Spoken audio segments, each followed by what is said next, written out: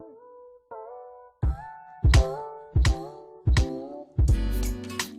bird sang this song to me.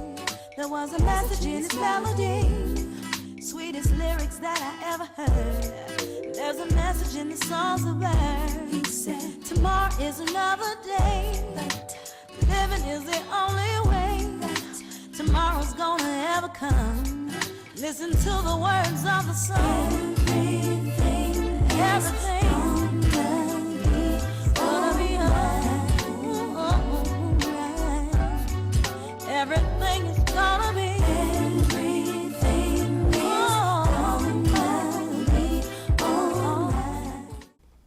Greetings and welcome to A Sip of Inspiration. I'm Stephanie Wilson-Coleman, the Empowerment Doctor, and I am your host for today's show.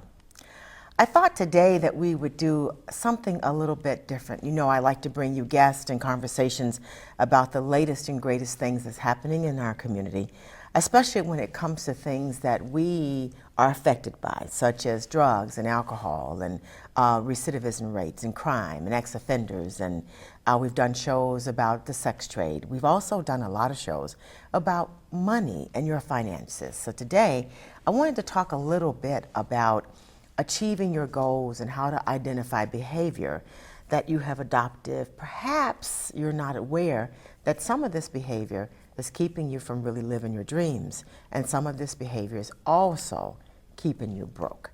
And who wants to be broke? Because I love the saying that you need to have more than enough money to share, more than enough money to spare, and more than enough money to live your dreams. So, as you know, this is going to be a working session. And as we have working sessions, that requires paper and pencil. So I want you to get your paper and pencil right now. And we're going to take a quick break. We'll be right back so that you'll have an opportunity to get started on a journey of a lifetime. I grew up in the housing projects of Cleveland. I didn't even know that life could be any better than it was. Education for me has been a way to get away from the agony of what was normal life. I want to be able to impact the community, not just look back on where I came from, but to reach back to where I came from and pull some people up with me. My name is David, and I am your dividend. So today's session is going to be from the workbook that I created called Be a Gold Digger. And as you can see, it is got a lot of pages in here. However, there's a lot of free space for you to write your comments and everything. And we are going to go by this step by step. And hopefully we can get through most of it. But there are some important parts of this that I wanted to be able to cover today. So the first thing I want to cover today is the behavior part. So we have a lot of behaviors, we do a lot of things, and we don't think anything about it because, as you know, behavior becomes second nature to us. It's just things we do and things other people do. And we're never aware of what's going on unless it's someone else's behavior that has offended us, because we have this natural ability to judge others by their actions, but of course we judge ourselves by our intentions. So this morning I want you to take an opportunity to think about what's your behavior.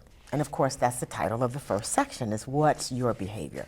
So you often wonder, why is this important? And the thing that I learned a long time ago is that you get ahead in life because of your ability to get along with other people, not necessarily because of what you know, because people can teach you what you need to know if they're able to get along with you. So the first thing I want you to do is to think about your behavior, but think about it in this way.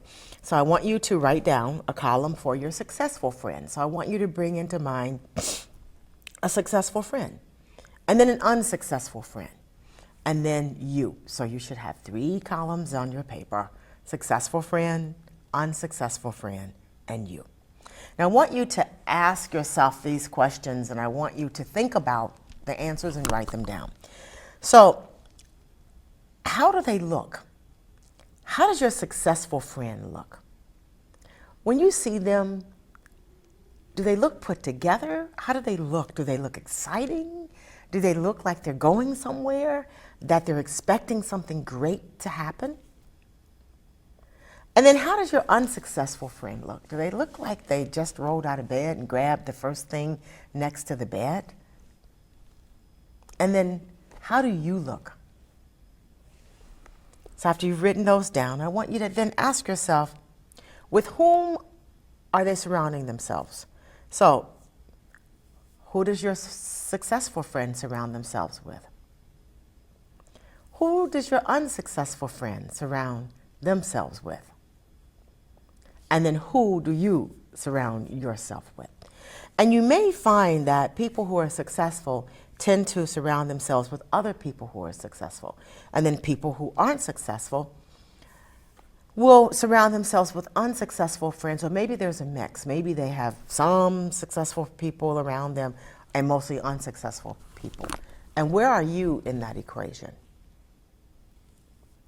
Statistics have shown that our income is the average of the people that we surround ourselves with.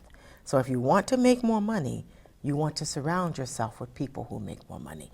And there's that saying that my grandmother used to say, is when you're the biggest fish in the pond, you need to change ponds. The next question is words they speak. So what words do your successful friends speak? What words do your unsuccessful friends speak? And what words do you speak? And places they visit, places they go. So where do your successful friend goes? Is that the person that's always taking cool vacations, or maybe they go to museums, or maybe they like art, or maybe they take just weekend getaways, or they actually take time to take a couple vacations a year? And they're not staycations. They don't necessarily stay at home. And what do your unsuccessful friends do? And what do you do? So, and the next thing is TV shows. We spend a lot of time watching television. Recently, I did some statistics about that. So we watch television on an average of about 8 hours a day. That's a lot. So what television shows do your successful friend watch, and how many hours of television do they watch? And what about that unsuccessful friend? What TV shows do they watch? And then what about you? Because if you spend your hours, your free time, watching other people win the Super Bowl of their life, because while they're making television, they're living their dreams, they're making their money. You are not. You're using your free time to watch someone else's story and to have someone else put their agenda onto your life.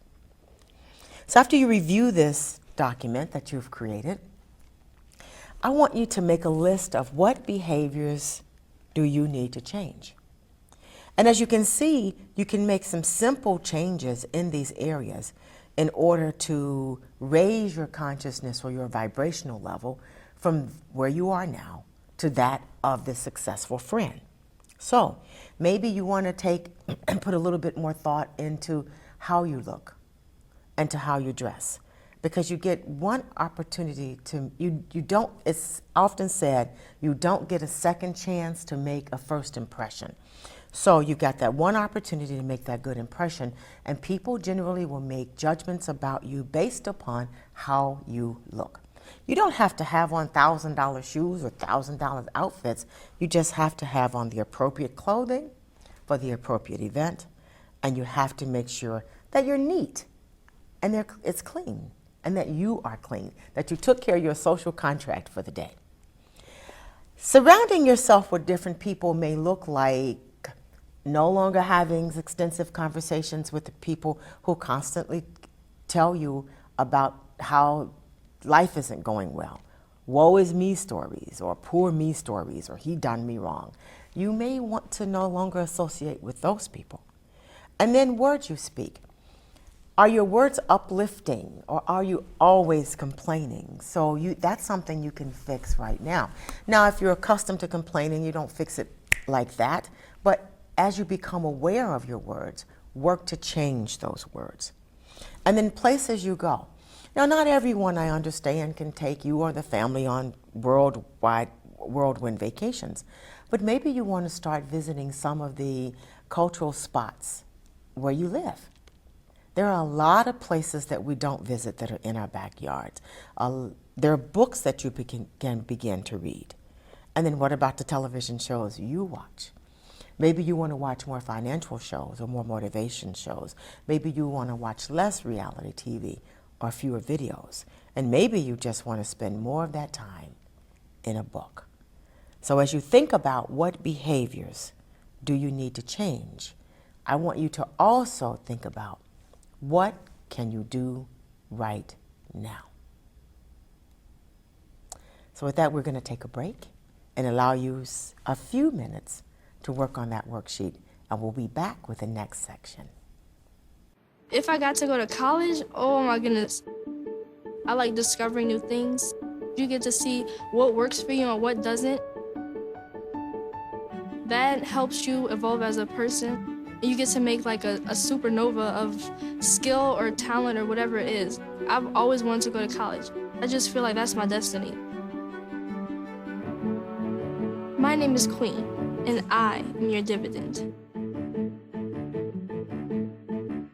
I'm Stephanie Wilson-Coleman, the Empowerment Doctor, and thank you for joining me for our next exercise, which is what or who held me back? So in this Be a Gold Digger exercise, it's not just one change that you need to make. Often it's several changes. However, success will start when you're willing to take one step, make one change, do one something that will help you get toward your goal.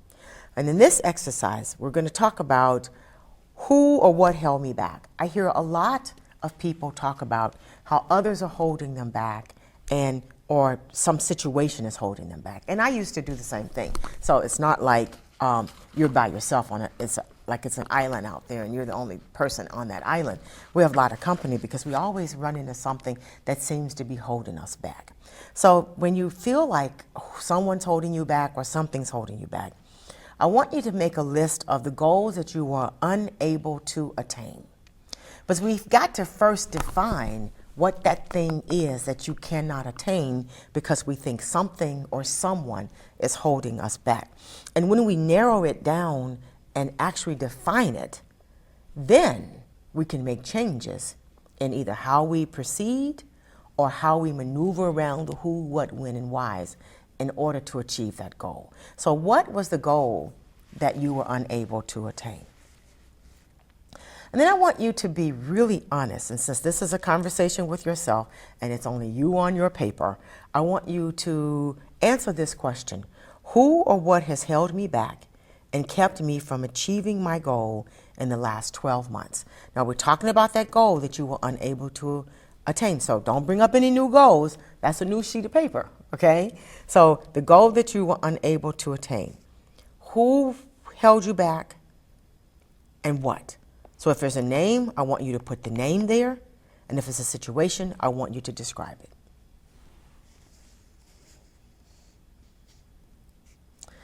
Now I want you to ask yourself, what was the most time-wasting habit or activity you did during the last 12 months? What can you do differently in the next 12 months to minimize or eliminate this? And then I want you to ask, what has made you upset, stressful, or fearful during the last 12 months and why? How did you overcome the feeling and what can you do differently in the next 12 months? So let's say an example is I was working on a PhD. I'd given myself 52 weeks to obtain the goal. That was my goal. And I did not obtain the goal in 52 weeks. So as far as I was concerned, I didn't obtain the goal. So I had to look at who or what was holding me back in achieving my goal in the 52 weeks. And as I got real with it, I had to rearrange some things. So I have certain responsibilities that seem to get in the way, so I would just reorganize the time. And then the most time-wasting habit or activity I did was really second-guessing myself. I would make a plan, and then it seems like that plan would just keep expanding, expanding, and expanding. And that actually became the time waster. And I became upset after I realized I was 40 weeks in And there was no way I was going to be able to do all of that. So what I did was I adjusted my timetable. I looked through the things that I had accomplished. I arranged the use of my time. So I found out that maybe I couldn't do all of the heavy reading at night, that maybe I would have to spread it out during the day at lunch, or maybe I ended up setting a particular hour aside so that I go through and do some rereading and proofing. And then what literally happened is, as I instituted those plans, sure, I didn't finish in 52 weeks, but I finished in 56 weeks. So I still obtained the goal, even though it wasn't the original goal. So as you can see is, it may feel like you're starting over, but you're actually not. What you're doing is getting a plan to handle the interruptions that occurred, to identify the stressors. And when you identify the stressors, then you can develop a plan to overcome or eliminate the stressors. And then rewrite the schedule, adjust your timetable, and you will be able to finish the goal. May not have been in the 12 months that you anticipated or the 3 years you anticipated. It may take you 6 or 7 more additional months, but you have at least identified what and who held you back, so you know now how to plan around that so that that doesn't interfere with your goals. Got that? Okay, so the next part of this is, and I have lots of worksheets up here, so if you would like the worksheets, just send me an email and you will be able, and I'll send you the worksheets so that you can have the worksheets if you'd like worksheets instead of using your own paper. Then of course there's got to be some balance in your life. So I like the Wheel of Life.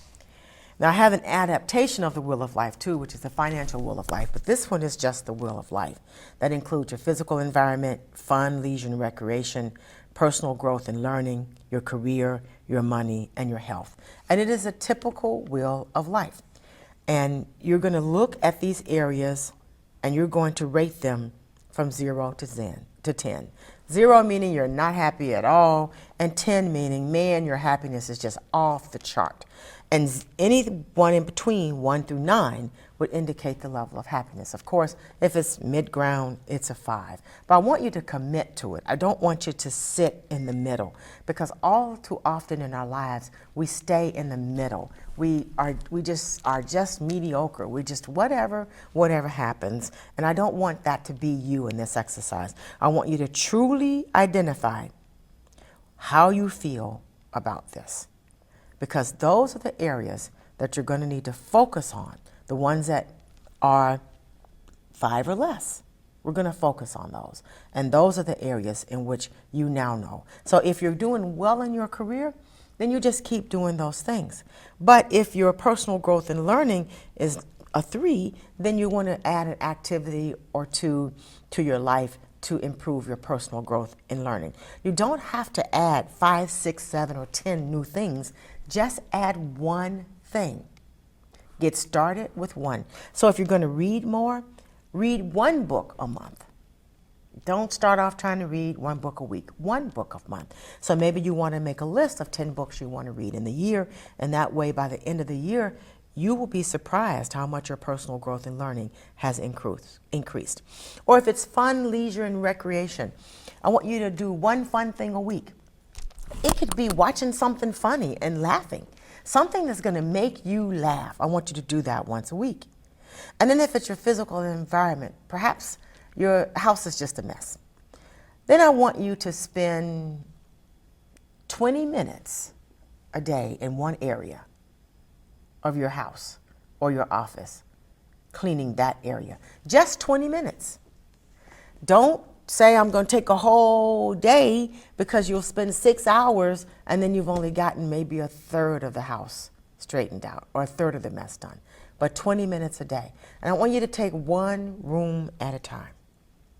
If it's your career, I want you to decide, do you need to have more information? Do you need to have more education? Do you need to update your resume? Do you even need to start looking for opportunities? Then I want you to do 1 thing a day toward that.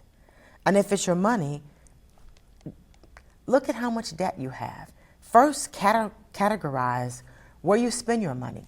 So pull your bank statements, as I always say, for at least the last 90 days.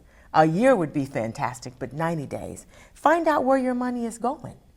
And if there are any leaks or anything you can change that one thing. And if it's health, I want you to have a checkup.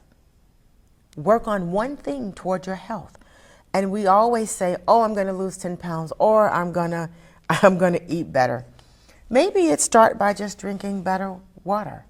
Maybe you want to eliminate one food at a time instead of eliminating all the bad things. Maybe you want to switch French fries for a salad. Maybe you want to eat meat one less day a week. But start there, because those small changes have significant effects. And then if you're a significant other, your romance, maybe you want more romance. Find one day a week, maybe you all want a date night. Find something exciting to do. But these are the kinds of things that you can look at on your wheel of life that will help you know where you are, how you feel about it, and what you need to do to change. Then we have an action brainstorming template. And on this template, you make a list of what you're going to stop doing, what you need to maybe do less of, minimize. So maybe you don't want to eat ice cream every day. Maybe you're going to eat ice cream once a week. And keep doing. Maybe you're already exercising, so you're going to keep exercising, or you're going to keep meditating.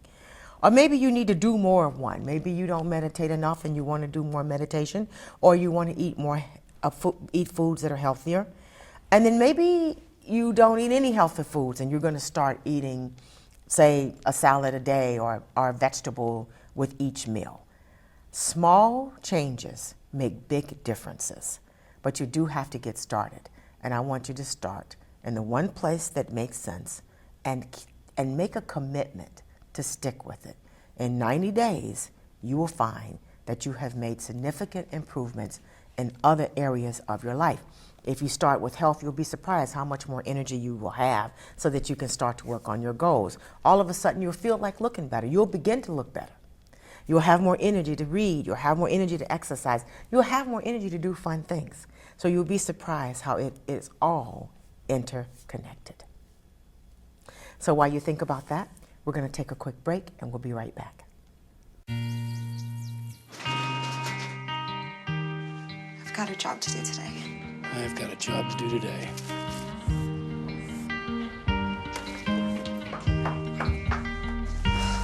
Have a good first day at work, Mom.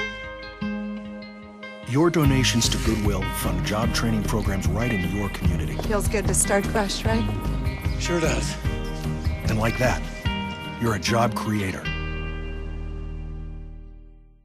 Welcome back to A Sip of Inspiration. This is Be a Gold Digger workshop session, and we are talking about the Be a Gold Digger part. I've got worksheets. If you like copies of it, send me an email and I'll send you a copy of this workbook. I would absolutely love to do that, and a couple of other workbooks that I have that can help you on your journey to improve your life. And these are exercises that don't cost you anything to do.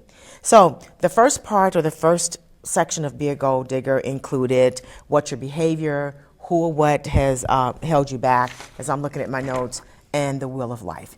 And then I've got one thing that I want to complete that section with, and that is I want you to write a press release dated 1 year from today about your life and your accomplishments. And I wanted to be in the first person. I wanted to say, you know, I accomplished this. I'm currently living here. Oh my God, my house is spotless. I've lost 10 pounds, and this is the job that I'm doing now. So I want this to be a press release, and a press release is a good news release, because if you take these steps, you will have a good life. Now let's go into part two. Part two is called It's a Soul Thing. And I've got a few worksheets there too, and we're going to talk about those. So it's a soul thing. There are two parts to this. One of them is detoxifying your heart by listening to your body. And the other is that inner critic. Watch your mouth, because your consciousness is listening. So watch how you talk to yourself. So in detoxifying your heart by listening to your body, there's a lot of research on the heart and brain connection. As a matter of fact, it's now believed that the heart is where the soul rests. It's in the heart. So everything emanates and radiates from your heart. So your heart speaks to your brain, and then your brain gives the commands to your body. And before long, if you're given the same commands to the body begins to do it automatically. It doesn't need information from the brain. So your body is like that third mind. So for example, it's like you drive to work the same way every day. Sometimes you're not even thinking about it. You just get there. That's because your body knows how to get there.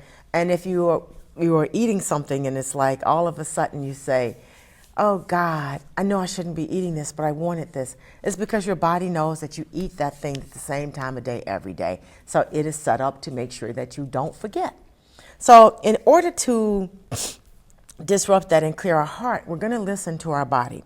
So your body is translating these thoughts and images and information to your head. So if you close your eyes and take a few deep breaths, you can tune into your body. And you literally, no matter where you are, just close your eyes. I would recommend that your hands are loose or laying in your laps and that your feet are straight. But the main thing is that your body is to be comfortable. So you don't have to cross your legs or sit in a full lotus position. Your body just has to be comfortable. And you close your eyes and you take some deep breaths. And then you feel your body and you actually listen to it. And as you listen to it, you're going to ask yourself, where do you feel any pain? Where do you feel anxiety? Or where do you feel sadness? And you're going to allow yourself to feel the emotion. Don't name it good or bad. Just feel it. Just feel it. Is it tightness? Just feel it. Does it feel like nervousness? Just feel it. Don't name it anything. Just feel it. And talk to it and ask it. As I've gotten a sudden pain in the knee or something, and I've gotten still and said, hi, what are you going through? What's happening there? You know I love you. You know it's going to be all right. It's going to be all right. And give it a little massage and ask it. It'll tell you. It will tell you what's happening. And as you do that, be sure that as you breathe through it, just breathe into it. And you do that by simply taking deep breaths and just imagining that that breath is being sent to that place. So if the pain or discomfort is in your hand, you take a deep breath. And even you may have to say to yourself, I'm breathing this breath into my hand. Or you see it in your hand. And then you give it a little massage, and you will find that it will begin to diminish. And ask it, what information does it have for you? Or what were you doing in that moment? What were you thinking in that moment that pain occurred or that discomfort? What was going on? Were you talking about something uncomfortable? Were you feeling something uncomfortable? Were you in a conversation that you didn't have any business in? Because your body will tell you that too. So listen to it and then stop doing whatever it is you were doing. The next thing is the inner critic. Man, that inner critic. So I got some questions I want you to think about on this inner critic. And I always say watch your mouth when you talk to yourself because you're listening. So I want you to, one, describe a situation in which you often tend to think or talk negatively to yourself. So that could look like, I should have, I can't, I don't have enough. Generally, those are some of the key words. I'm so sorry. I feel so bad. What's the situation? And identify the negative statements and words that you say to yourself. Everyone has a pattern that they use with themselves. So the pattern that I use with myself may not be the same pattern that you use with yourself. So do you say, oh, I can't do that, or is it, I just don't have enough time for this? That used to be my pattern. I just don't have enough time for this. And once you are aware of the statements that you say to yourself, then you will know what to change. So the next thing is to list the words or thoughts that you can use to help you stop any negative thoughts. So I developed the habit of, instead of saying, God, I just don't have enough time for this, I say, I'm going to work on this between 7 and 7:30. Because if I only have 20 minutes, it doesn't help to tell myself I don't have enough time. I just say, I'm going to do my best in 20 to 20 minutes. Give it all I got in 20 minutes. So that's taking a different set of energy into that situation. And then the next thing I want you to do is to list positive, uplifting statements that you can use to replace your negative, harmful thoughts. One of the statements we often make is, if we're late, we always say, oh, I'm so sorry I'm late. Why don't we try saying, I really want to thank you for waiting for me? That is a much more positive statement. And instead of saying, oh my God, I really don't want to drink all that water, say, I'm going to add some lemon to this water and make it a whole lot of fun. So start thinking about those positive things. And then if somehow in the midst of changing your thoughts and changing your words to yourself and listening to your body, as you begin this change, painful events will come to mind. So I want you to make a list of what age that event occurred. What was the painful event? And you don't have to write a dissertation, 3-4 words just to describe the event, because the universe knows and your subconscious knows. And then I want you to write down what need was not met and how did you feel? And when you are able to describe the event and the needs and how you felt, then I want you to write a letter to this event expressing your feelings, your regrets, and your forgiveness. And ask that event to forgive you, and you forgive the event. And as you write that letter and you do that forgiveness, then I want you to burn the letter. And you will find that once you can get rid of that event, a lot of times all the negative conversation that you had with yourself or you were having with yourself was a result of the effect and the memories of those painful events. And when I say painful event, it doesn't have to be like, oh, somebody walked out and they got hit by a car. It could literally be, maybe you didn't score well on an exam, or you didn't get into school you wanted, or you didn't get that job, or you didn't get that promotion. Or it could be that, or you did a great job on a report and nobody noticed. It could be subtle things like that too. It doesn't matter the magnitude of the event. If we have emotions attached to the event that are painful or negative, then that event still has control over our life. I know that this is a big ask, but I promise you that once you work through these exercises, that your life will begin to change, and then you will be able to dig for the goal in your life. We'll be right back.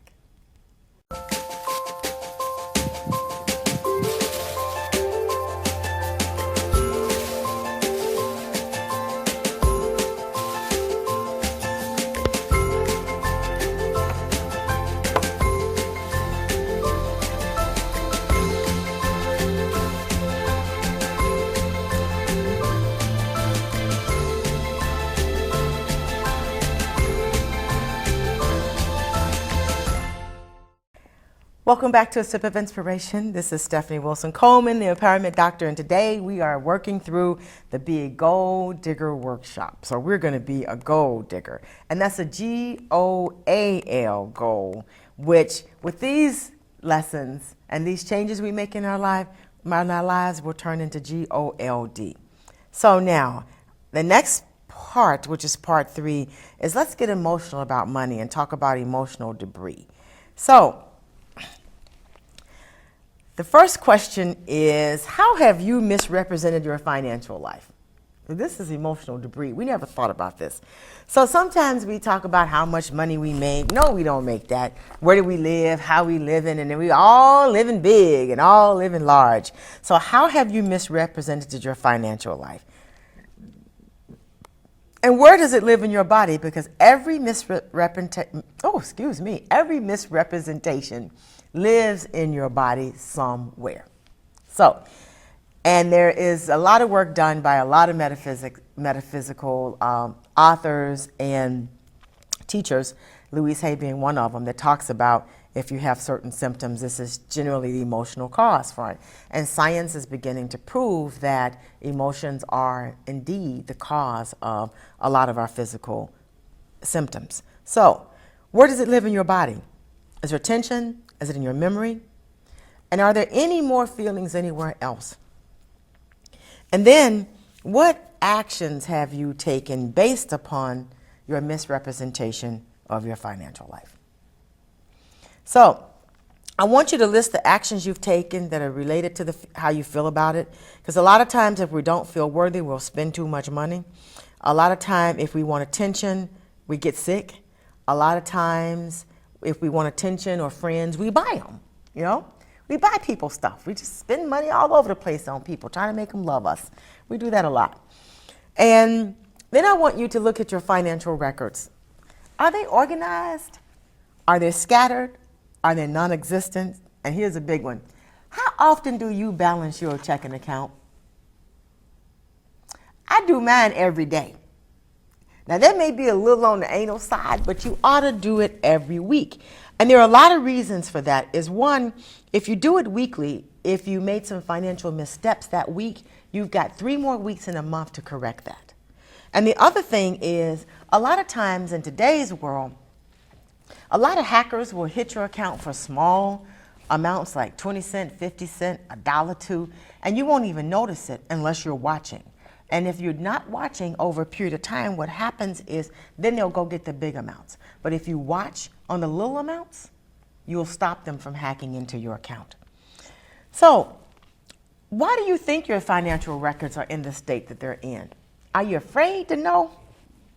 But you know already, so why don't we put it on paper so that we can make some corrections? And when it comes to handling your financial responsibilities, what is your avoidance strategy? Some people don't open their bills. Some people get the bills and put them in a nice little stack and hide them in a pretty box. Some people just shred them. Some people don't want to know. And then some people have everything sent electronically, and then that way they can say, oh, I forgot the password. I don't have to look at it. So what's your strategy? Are you robbing Peter to pay Paul? Because Peter is going to want his money back eventually. And are the things you're most ashamed of financially based on real beliefs, or they're based on beliefs that you have accepted? So a lot of us don't save because we think that if we're not saving at least $100 a week, that doesn't matter. Every time we get a paycheck, if we can't save $100, it doesn't matter. But the truth is, it matters. So remember your grandmother used to say, baby, just save $5 out of every paycheck, and if you keep doing that, it'll grow. I want you to start saving at least 1% of your gross, and do that for 90 days, and then 2%, and go up a percentage every 90 days until you can get to the point where it's 10%. You will find that your belief on money was absolutely not true. Regardless of money, of the amount of money, there is the law of multiplicity. So money is your friend, and simple daily interest is your friend. Have you figured out your truths to live by, especially when it comes to money? So, do you keep piling debt on top of credit card debt because you want something, or are you able to budget and live within that budget? What's your truth about money? Money is just energy. It just helps you do the things in life you need to do. Or are you using money for a companion, for a friend, to make you happy, or to make others really like you? Now, the second part of getting emotional about money and dealing with emotional debris is childhood memories. Our money blueprint, or our money autobiography, is based upon generally what we learned as children. So what early childhood memories do you recall about money? And did you discover what you previously thought was the truth about money, only to see that there was more to the story? So for example, some people may hear all the time that their family never had any money. Oh, that was the story all the time. Every time you asked for something, they didn't have any money, they couldn't afford it. So you grew up believing that you can afford things. There's never enough money to afford the things that you want. And if that is your money blueprint, then that's what's showing up in your life now. But if you go back and look at the truth in that, maybe it wasn't that there wasn't money to buy that extra pair of shoes. Maybe it was because we were saving money and having food on the table and making sure you were in these other activities that were going to make you a better person. We thought that that was the best way to use the money as opposed to fancy shoes. So what was the truth? And how high of a price are you paying for maintaining your old stories about money, however true or untrue they may seem to be? So are you paying a really high price because you think you have to pick up the tab all the time so that your friends will love you? Or that you must have the newest outfit and the most expensive pair of shoes ever because that makes you feel good because people will like you? Is that your story? And what price do you want to pay? Because if it is on your ASS, it is not an asset. You want it to be an asset, which means it needs to be money in the bank. So I want you to adopt what General MacArthur said. If I want to impress you, I'll show you my bank account. And the last exercise in the Get Emotional About Money, Money to Breathe section is the Judgments Journal. I want you to get a notebook, inexpensive notebook, and I want you to keep a judgments journal. And I want you to write events in one column and whether it was love and acceptance or where it was negative. Because we make judgments all the time, but we don't believe we make judgments. So we make a judgment like, oh God, I hate that car. That's a judgment. You don't drive that car. Or, God, why are they spending that? Or what's wrong with her earrings? Or look at that makeup. We make judgments all the time. Write them down. Catch yourself. And I want you to actually keep a positive judgment too. So a fun way to do this is to take a rock, name it the Judgment Rock, right on there in the big marker, Judgments Rock, and put a P on one side for positive and an N on the other side for negative. And keep it on your desk or keep it near you where you spend a lot of time. And then when you make a negative judgment, put it on the inside. When you make a positive judgment, turn it on the positive side. And just see how often in the course of a day you are turning that block over. You will surprise yourself. So as you're preparing your judgment journal and your judgment rock, we're going to take a quick break and we'll be right back. Maybe you can make retirement happen. After all, you made home ownership happen. Homeschooling yourself on loans, beefing up your credit score. So I'm pre-approved. You were like, yes! Sorry. Color coding listings, ticking boxes, and flushing every toilet in a 20-mile radius. Home sweet home. You aced House Hunter. Now get the tips you need to get on track at aceyourretirement.org. Welcome back to A Sip of Inspiration. We are getting to the last two exercises of our Be a Gold Digger section today. And we're going to do one more thing on money disorders. You know, I have an exercise that I do in one of my workshops that is actually a money disorder exercise, and it helps you find out what your money personality is. It's a really fun exercise, and of course it's more fun than it is probably factual, but people are able to find some truths in this exercise about themselves. So be sure you look for that on my website or join me for one of the workshops where we do that. So in the money disorders, I have this great graphic, and it says signs of money disorders. So people say, well, what are money disorders? And this is just a few of them. There are 9 different money archetypes. So it's really cool. They can be found on the internet too. It's not a secret. I mean, they have them all over the internet, and you can Google them, or you can go in Yahoo or any of the search engines to find this test and take it for yourself. It's pretty cool. One of them is financial denial, and I describe what that is. So that's hiding money problems from family and friends, and then making someday statements like someday this is going to be all right. Someday we're going to have enough money. So I want you to open up any calendar you find every time you catch yourself saying someday and find out when someday is. And if there is no day on the calendar that says someday, because there's not on one, pick a date and make that day your someday.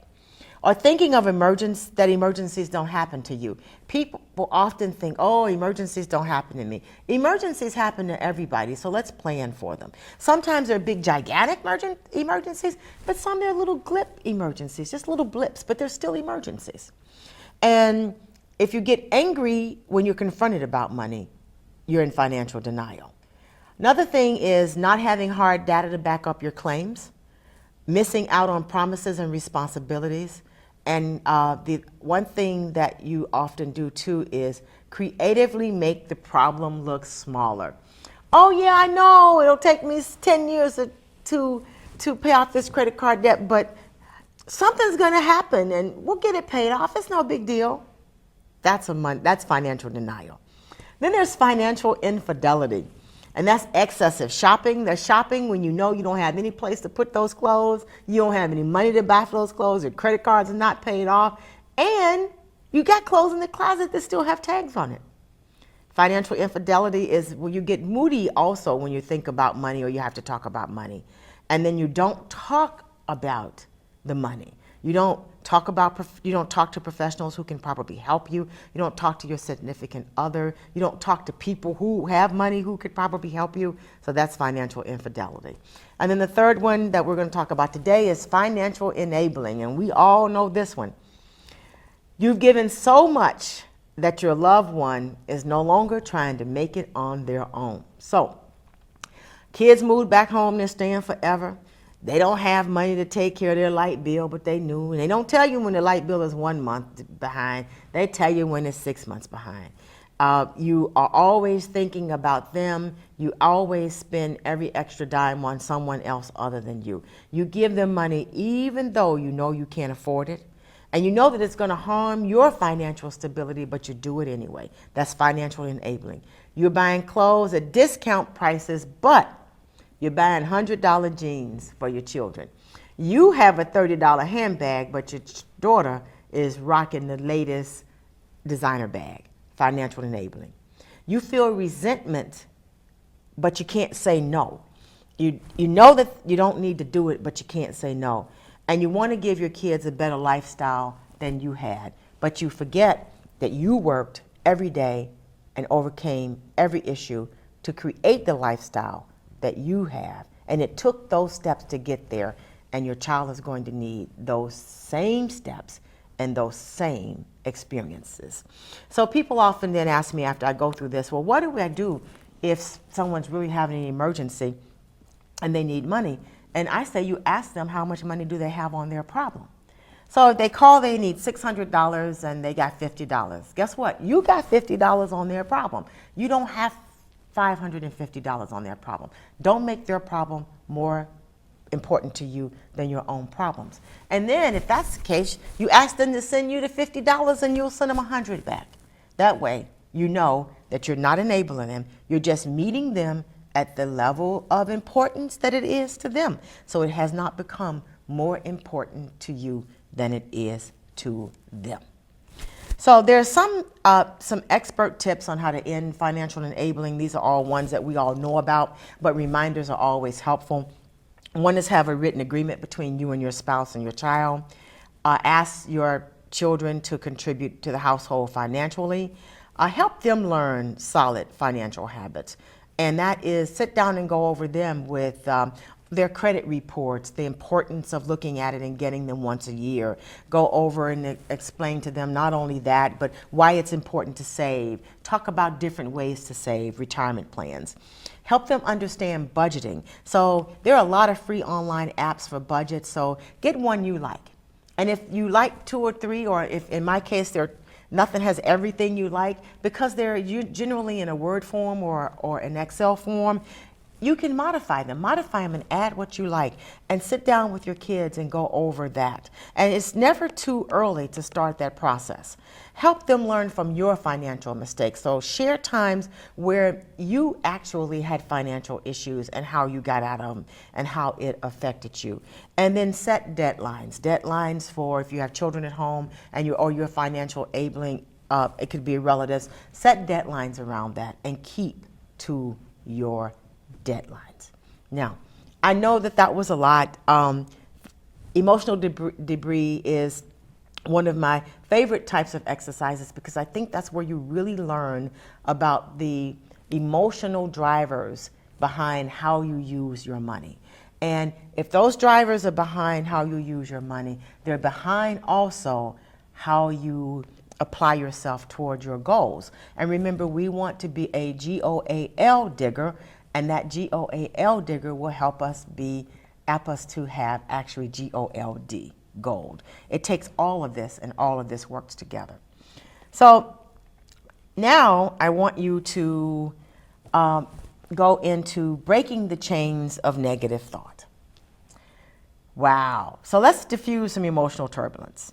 So I want you to think about last time you were really angry. And I want you to write the thought behind that. So generally we're angry for just about 6 or 7 reasons. And I was surprised about how prevalent and how well documented this research is. So when you're feeling anger, it's because you feel that there was a violation of rights. If you feel anxious, anxiety, or fear, it's because you are looking at a future threat. If you're sad or depressed, you're actually experiencing an actual loss, or standing, or maybe you had a loss in your standing in life or at work, or a loss of self-worth. It could be a loss of a thing or a person, but it could also be a loss of self-worth. Or you're feeling guilt. If you feel guilt, it's a violation of others' rights. If you feel embarrassed, it's a loss of standing for others. If you feel frustrated, you're experiencing a loss of resources. And if you feel shame, it's a violation of your own standards. And this research has been documented by lots of psychiatrists and psychologists. So it really helps to know, where is that feeling on this chart? And that's the feeling I want you to write about. I want you to write about it, and if it's one that's consistently happening, so don't get caught in things that happen every now and then, but if this consistently happening, so are you always feeling angry? So then you need to write about why you believe your rights are being violated. If you're always feeling shame, what standard do you have that's actually being violated? So you need to write about that. I want you to write about that. So I want you to write about the situation that triggered the emotion, that's triggered it right now.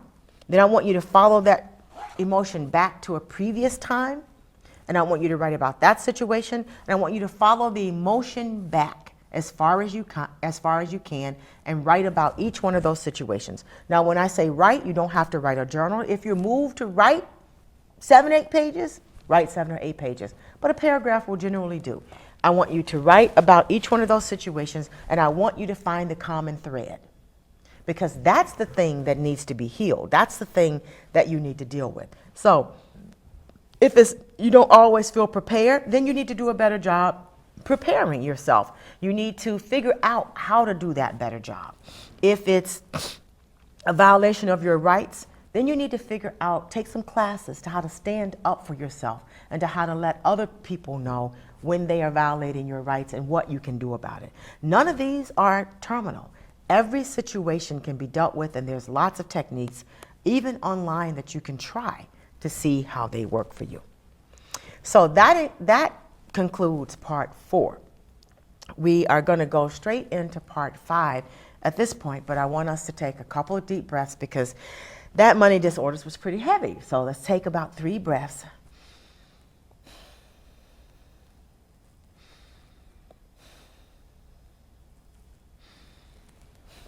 Now you see, that was magical, wasn't it? Feel better already. So the next one is a fun part. It is visualization and affirmation. You read all over the internet, you hear all over everywhere, especially YouTube, about visualizing and affirmation, and this show is no different because we talk about it too. So I want you to start to visualize using your senses. And it's really cool, especially if you use a vision board and maybe it's not as effective for you. These are some different ways to add to it. So let's think about, what do you see? So when you're visualizing, what things are present, what's in your view, what else do you see? The decor, the colors. You can also do a Pinterest board. You can do a dream board, which is a vision board, or Wheel of Fortune using magazine images. You can write on a 3x5 index card. List your goals and keep it in your purse or pocket. Steven Spielberg did this. He used to write on there, I am the best and greatest director in the world. He would keep it in his pocket, and he would read it every day in his shirt pocket, and you see what happened. He attracted opportunities, and he is one of the best and greatest directors in the world. You can use a crystal grid, feng shui, screensaver on your computer, or even a sand mandala. Mandalas are really cool too. The next sense is hear. What do you hear? Who's talking or cheering? What white noise do you hear? Are there machines? Record short audio memos about how you feel about living your dreams. I have one on my phone. So there's an audio app. Turn that sucker on and record it and listen to it every day.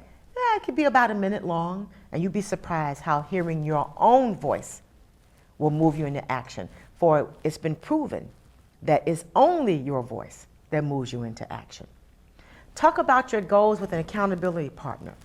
And do some role playing, like you've been interviewed by your favorite talk show host or news personality, something like this.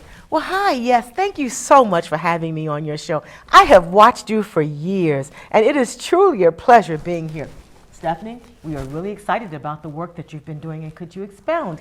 Yes, I would be glad to expound. Oh, this is so awesome. See, like that. Wasn't that fun? It felt great. You will be surprised how real that feels. The next thing is practice your acceptance speech for receiving achievement awards. I want to thank my producers, my writers. I want to thank everyone who took a chance on me. See how great that is? That's wonderful. Use words like doing, I'm moving forward. Don't say I'm going to. And that's one of my phrases that I have to stop. Says, you know what? I'm moving toward this. I'm working on this. This is what I like doing. The next sort of feeling you have is your vibrational level. So I want you to list the whys for achieving your goals. You have to know why you want something. And I want you to wear that why out. So after you have the first why do you want to achieve this? Oh, because I think it's fun. I don't know. I want to help others. Why do you want to help others? And then you get an answer to that. And why, ask why 5 times of that question so that you can get to the real reason that you want to do that thing.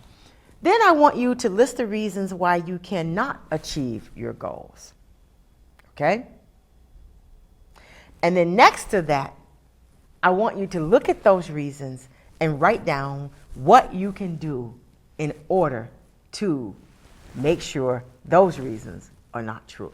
So, for instance, my goal is to read, oh my God, a book a week. Well, I can't do that. I don't have enough time. So then my goal over here is, okay, so you can read this time, this time, and this time, and that'll give you your hour of reading a day. Problem solved. And then you can use energy clearing techniques to raise your vibrational level, such as emotional freedom tapping, which is EFT tapping, concentrated tapping. You can use IQ matrix, violent flame energy, cutting the spiritual cord, not the spinal cord, I'm sorry, the spiritual cord. You can have chakra balancing. You can do sacral cranial healing therapy. You can do body code, emotional code. You can do neuro-linguistic programming, which is NLP. The vibrational level, you can do yoga, you can do Reiki. There is so much you can do that it will be fantastic. And then, how do you feel? Where are you sitting? What's the temperature? What are you wearing? What do you taste? Is there food? What does it taste like? What's on your lips? What's on the mouth? Is there a taste in the air? And what do you smell? What's in that air? Do you smell perfumes, creams, odors, flowers, smoke? What do you feel? What do you smell? What do you taste? What's your vibrational level? What do you hear? And what do you see? That concludes the Be a Gold Digger exercise. And there are 5 sections, and I just ask you to start with one. Do one at a time. No need to do all 5 of them today. Even though I would like for you to do all 5 of them, start with one. Pick one that really appeals to you and start there. The key is to getting started, because once you get started, there will be absolutely no stopping you. So in the meantime, I want you to do not go gently into that good night. Find a hill worth dying for and take it. Be the person that you have been waiting for and make today so awesome that yesterday gets jealous. And above all else, do it your way. I'm Stephanie Wilson-Coleman, the Empowerment Doctor. This is a sip of inspiration, encouraging you to be a gold digger so that there will always be gold in your life.